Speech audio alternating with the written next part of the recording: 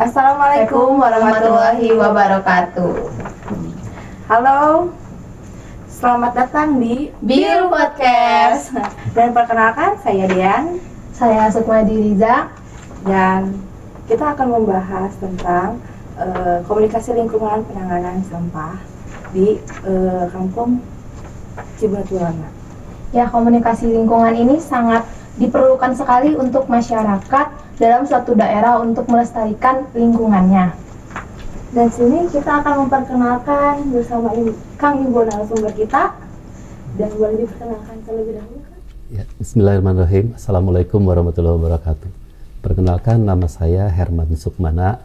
Biasa dipanggil Kang Ibo, Om Ibo, Pak RW boleh. Saya sebagai Ketua RW 07 Cibunut, Kelurahan Kebon Pisang, Kecamatan Sumur, Bandung.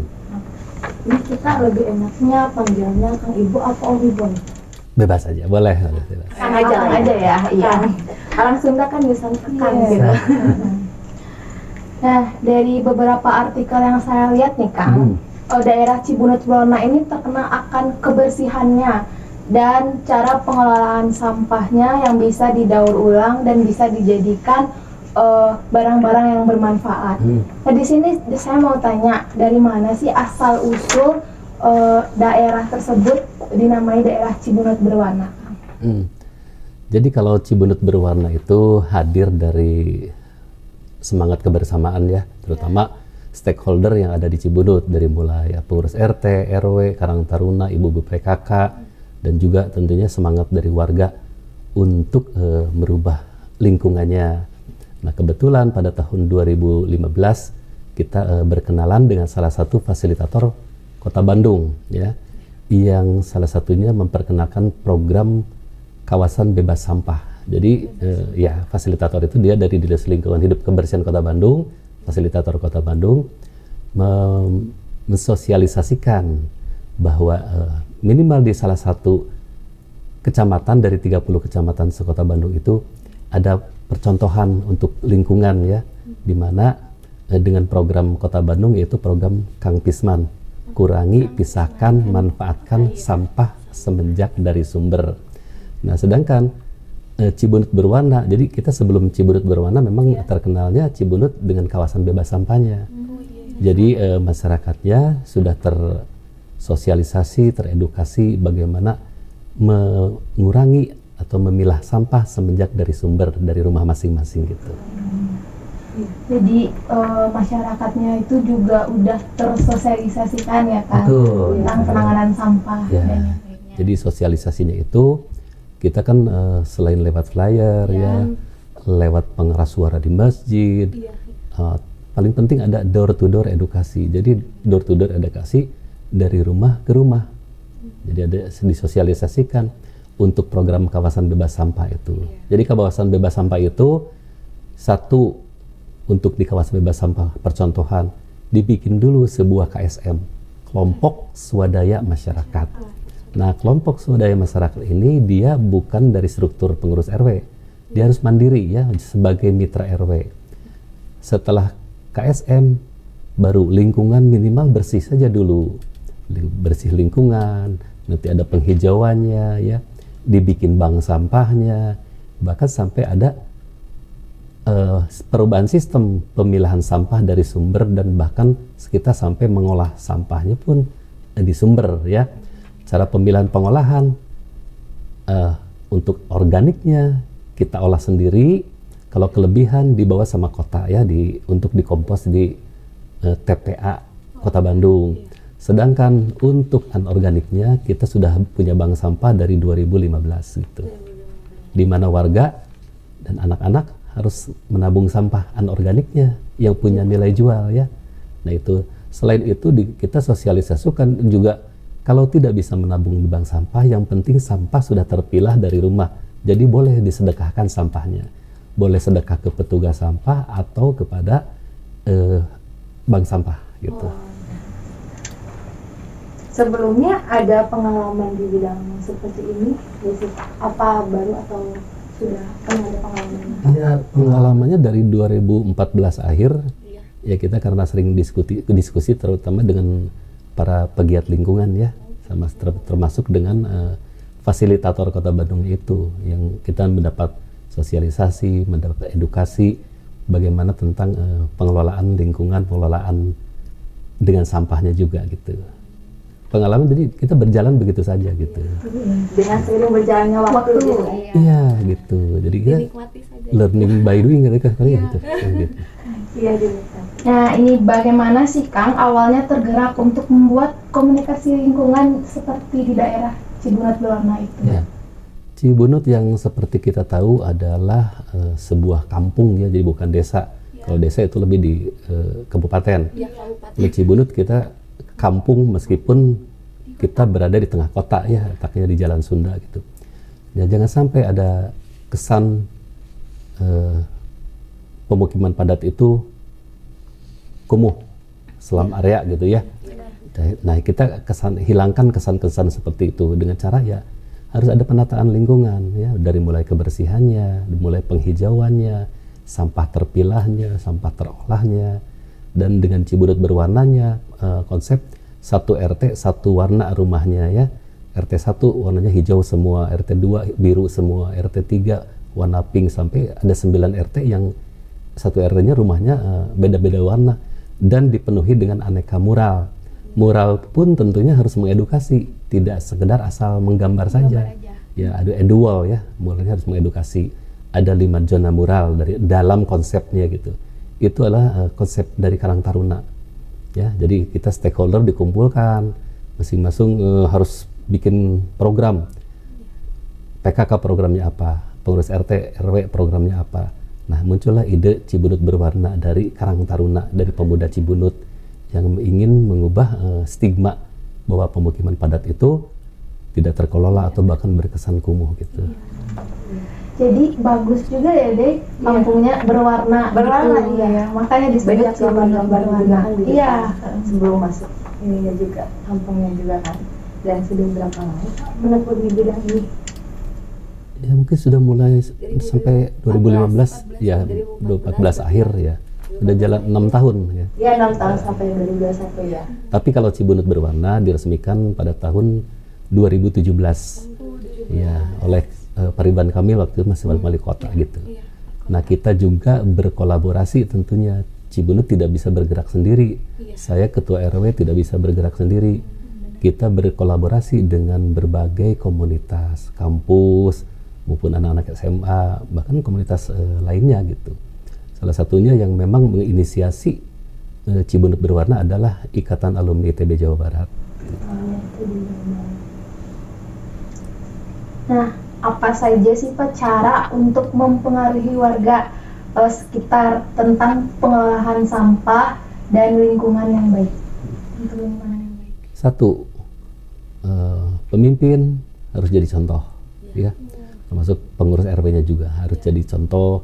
Saya mencari orang-orang yang memang satu hati gitu ya untuk merubah Cibunut gitu ya. Ya harus turun tangan. Iya, gitu ya, Kang? turun tangan, tidak boleh tunjuk tangan. Itu arahan dari waktu itu dari Kang Emil gitu ya.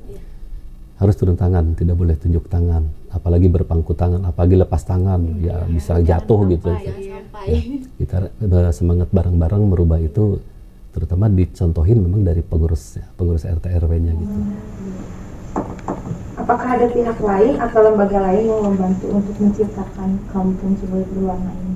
Ya, selain dengan komunitas, kita juga berkolaborasi dengan dinas-dinas. Ya, dinas-dinas. Kebetulan alhamdulillah Cibunut sudah jalan sampai 6 tahun ini didampingi salah satunya dari Dinas Lingkungan Hidup dan Kebersihan Kota Bandung. Tapi kita dengan dinas lain pun tetap berkolaborasi karena memang harus bersinergi ya. Harus terintegritas dari tiap dinas ke dinas ini karena Cibunut selain pengolahan sampah yang memang didampingi oleh Dinas Lingkungan Hidup Kebersihan Kota Bandung, ada juga untuk penghijauan kan kita dengan dinas yang lain, misalkan untuk keperluan tanam menanam, pupuk atau sekambi seperti itu, kita berkolaborasi dengan dinas dengan DKPP, Dinas Ketahanan Pangan, dan juga untuk tanaman untuk penghijauan lainnya, untuk sekedar hiasan, kita juga dengan DPKP 3. Jadi ya kolaborasi itu penting gitu. Makanya Cibunut tagline-nya memang the power of collaboration, jadi kampung kolaborasi gitu. Jadi harus terbuka kita gitu. kolaborasi ya kita emang bagus buat ya mencakup lingkungan lebih luas juga ya. Bagaimana sih kebijakan dari aparatur RW dan aktivis lainnya di Kampung Cibunut dalam penanganan sampah organik dan anorganik? Kan? Jadi untuk penanganan organik karena memang ada perubahan sistem ya, kita memang sosialisasinya lumayan agak perlu waktu gitu ya. Tapi alhamdulillah sampai sekarang sudah teredukasi bahwa masyarakat harus mau diajak bekerja sama untuk memantapkan program ini, salah satu program Kota Bandung ini ya, pemilahan dari sumber. Jadi masyarakat sudah teredukasi bahwa organik itu sampah sisa makanan, sisa masakan itu diambil setiap Senin, Rabu dan Sabtu. Ya. Jadi ada jadwalnya. Iya, perubahan sistem, tidak boleh masyarakat mencampur-campurkan sampah ya. Karena bukan apa-apa, salah satu contoh kenapa TPA Lewi Gajah pada tahun 2005 bisa meledak ya. Karena terjadi penumpukan sampah yang berlebihan dengan dicampur-campurnya.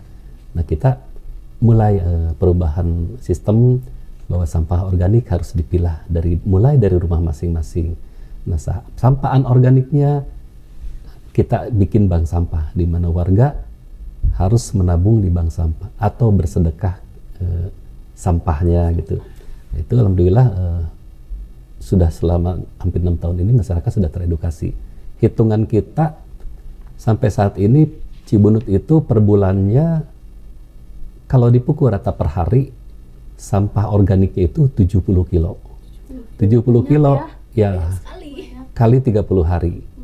Jadi sudah mereduksi sampah organik yang tidak dibuang ke TPS ke TPA dengan sedikit pengolahan di Cibunut kurang lebih hampir 2,5 ton. Itu sampah sudah tidak ke TPA TPS. Jadi terolah di Cibunut dan terolah di TPS kota di Babakan Sari. Nah, untuk anorganiknya yang punya nilai jual seperti kemasan-kemasan, kardus bekas, koran bekas, arsip dan lain-lainnya yang punya nilai jual itu warga sudah menabung di bank sampah. Hitungannya per bulannya untuk Cibunut sampah yang tidak terbuang itu anorganik itu kurang lebih 500 sampai 600 kilo. Ya kebayang 500-600 kilo itu sampah botol mungkin perut truk besar gitu. Iya, betul. Nah alhamdulillah di Cibunut itu sudah tidak terbuang. Iya. Gitu. Prinsipnya apa saja sih yang diterapkan di Kampung Cibunut Berwarna dalam penanganan dan pengolahan sampah? Ya prinsipnya karena kita kan jangan sampai kejadian lagi ya Bandung lautan sampah pada tahun 2005 ya. Kita betul terus termasuk kita juga harus empati kepada petugas sampah kita. Jadi memang di satu wilayah harus ada waste management ya, waste management. Jadi ada pengelolaan sampahnya, ada petugas sampahnya, ada bank sampahnya, ada sampah terpilahnya, ada sampah sampai terolahnya gitu ya. Prinsipnya yang membantu ini sangat krusial ya. Untuk masalah sampah, bukan karena sampah itu bukan urusan Cibunut, urusan Kota Bandung saja, urusan umat manusia, urusan dunia gitu. Semuanya. Ya prinsipnya jadi ayo kita mulai dari lingkungan kita sendiri saja. Dan Cibunut dibentuk tidak bisa begitu satu RW begitu saja, kita juga pelan-pelan dari satu RT memberi contoh ke RT lain gitu, berjalan, dan itu perlu waktu gitu. Tapi insya Allah bisa gitu. Bisa. Yang penting sabar menjalaninya kan, sabar terus jalani dengan ikhlas. Nah itu pasti bisa. Iya, saya kebetulan di salah satunya didampingi juga sama ada sebuah yayasan GSSI, Generasi Semangat Selalu Ikhlas. Harus semangat dan selalu ikhlas. Semangat. Jadi kita berjalan dengan ikhlas. Nah, apakah ada prosedur yang dilakukan RW dan aktivis lainnya terkait penanganan sampah dan penanganan lingkungan yang baik? Tidak, ya prosedurnya mungkin dari edukasi saja, sebetulnya tidak ada prosedur khusus, edukasi saja, mengubah mindset masyarakat, jangan sampai, karena kan Allah tidak suka yang sia-sia, cuma kita aja yang sering menyia-nyiakan ya. Padahal dari sampah itu banyak sekali manfaatnya. Contohnya Cibunut selain memilah organiknya bisa mengolahnya. Mengolah seperti apa hasilnya? Kita bisa membuat pupuk sendiri ya, pupuk padatnya, pupuk cairnya dari sampah organik, dari sampah sisa-sisa makanan. Nah itu. Pupuk yang sudah kita lihat itu ya. Iya, kebetulan kita juga udah pergi ke daerah Cibunut. Iya. Ya jadi anorganiknya sudah jelas warga bersedekah sampah, warga sudah jelas menabung sampahnya untuk ditabung selama 1 tahun. Ya, seminggu sebelum Lebaran hasil tabungannya kita bagikan, kita nanti panggil para nasabah itu ya, para nasabah dari mulai ibu-ibu, anak-anak, kita kasih hasil tabungannya. Setiap tahun ya minimal ada yang dapat 300.000, 400.000 sampai 800.000 ada.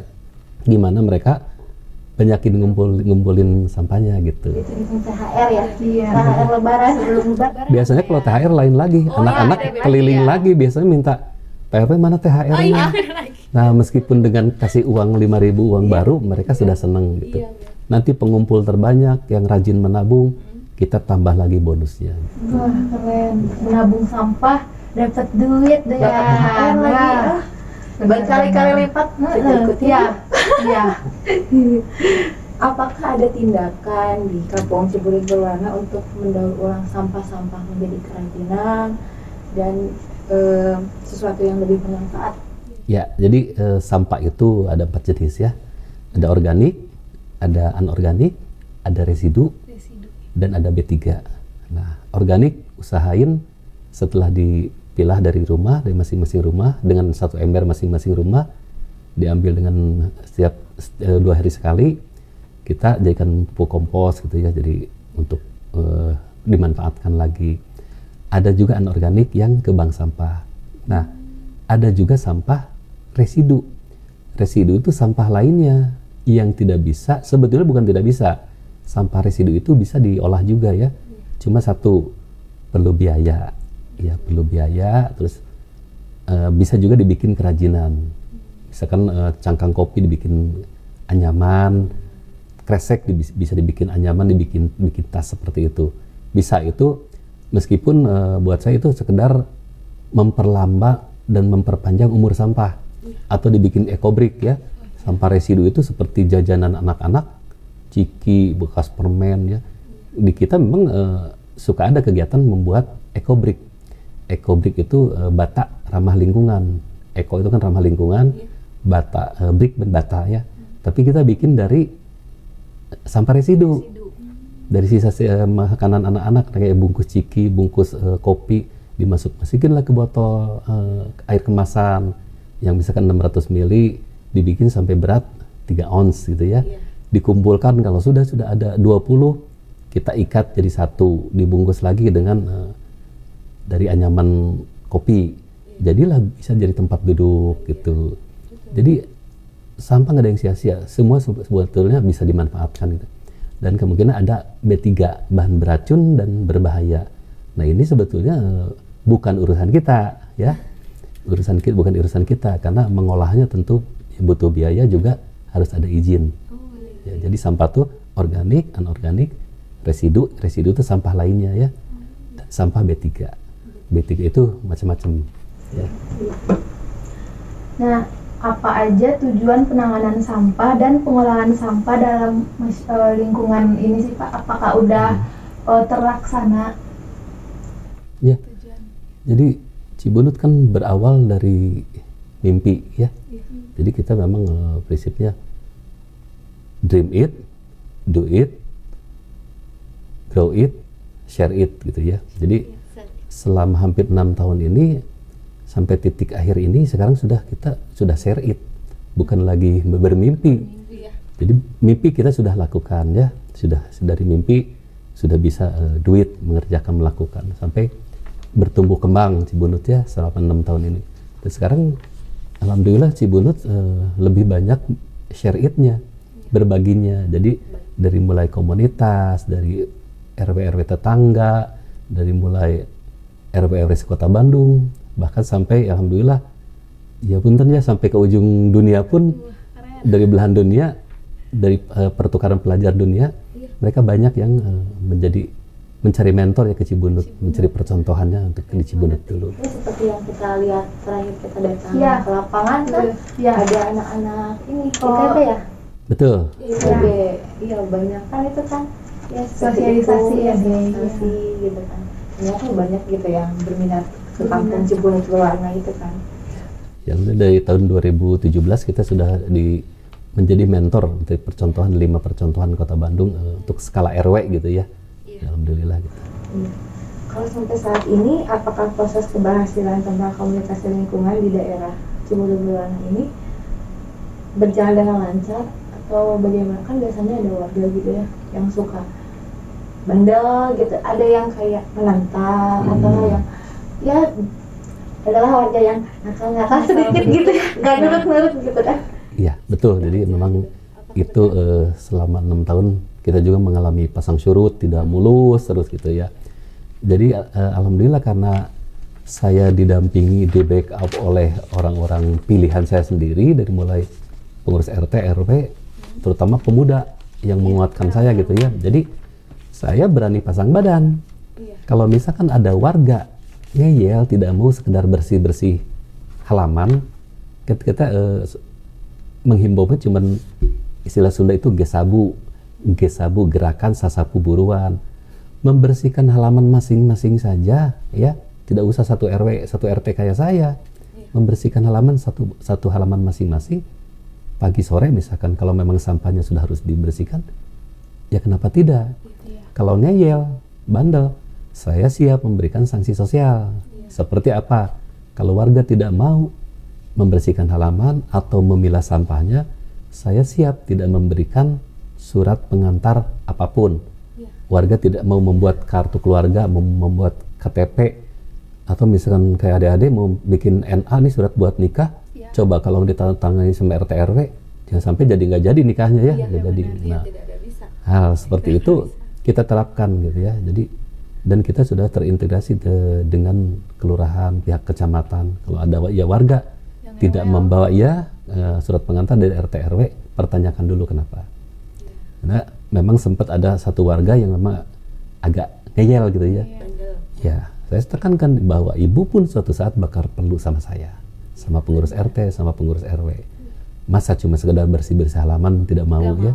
Nah, itu sempat kejadian. Suatu saat si ibu itu perlu surat keterangan tidak mampu ke RT. RT sudah terkonek dengan saya ya, sudah kompak, tidak memberi pengantar, lari ke saya. Nah saya bilang, saya sudah bilang Bu, ibu suatu saat bakal perlu saya. Akhirnya ibu itu sekarang jadi paling rajin, ya gitu. Ya karena sudah terasa sanksinya ya dia. Orang tuh harus terasa dulu Sanksinya sakitnya baru. gitu atau enggak terasa dulu susahnya baru menyesal. Yang paling penting itu terasa oleh warga ada perubahan di wilayahnya, di mana lingkungan jadi bersih, jadi asri. Tugas pemimpin ya tugas saya adalah memberi kenyamanan untuk warga. Warga harus bangga dengan wilayahnya gitu ya. Nah itu kira-kira pemimpin tidak bisa membuat perubahan, buat saya lebih baik tidak jadi pemimpin.